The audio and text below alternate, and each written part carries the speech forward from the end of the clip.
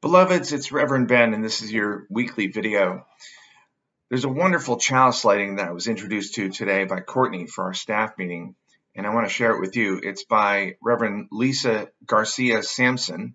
She's a UU minister who went to Boston University School of Theology with me. Now, after we light the chalice, I invite you to take 3 deep breaths with me, and instead of speaking, I will be ringing a chime for each of the breaths. In these wild, historic, and uncertain times, we gather to remember who we are, who we belong to, and what we are called to do. As we light this chalice, we kindle the spirit of the great turning, the movement for justice alive in this nation today. May we feel it in our bones, and in the stillness of this hour, may we sense it calling our name.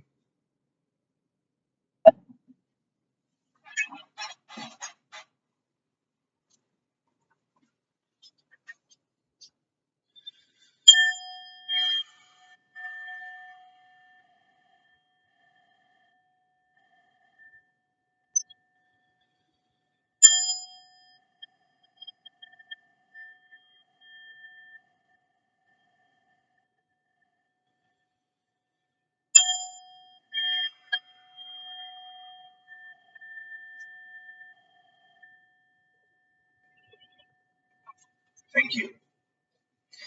I'm recording this on Monday afternoon. Still kind of reeling from that worship service yesterday for Easter Sunday. So many of you were involved and took leadership, both in music and in everything that happened. Thank you so much. We always have a question for these weekly videos, and there's a couple this week.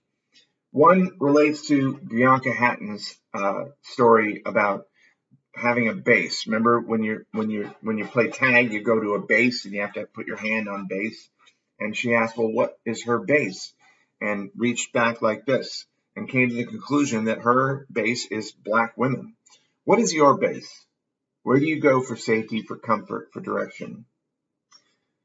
And then bonus question, do you think our democracy is dying, is suffering? And if so, how could we help bring about a resurrection?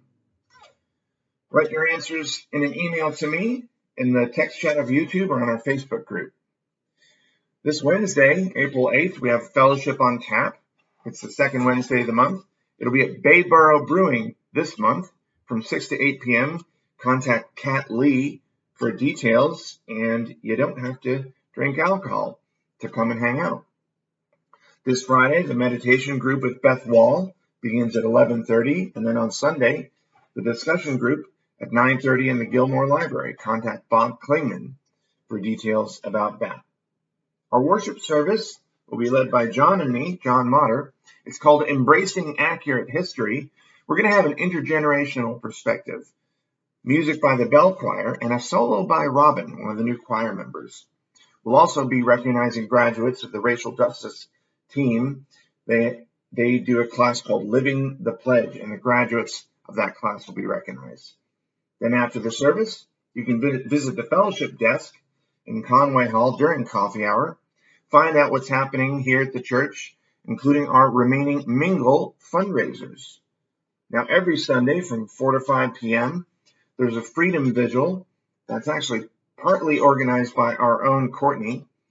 It stands in solidarity with immigrant families. It's at the Pinellas County Courthouse, 14250 49th Street in Clearwater. Then on Mondays from 4:30 to 5:30, there's a pro-democracy vigil on each of the 4 corners of 34th Street, that's US 19, and 22nd Avenue. I said standing in solidarity with immigrant families. I meant to say siding with. Saturday, April 11th, there will be a planning meeting for Beltane. I should have said that before Sunday, because Saturday does come before Sunday.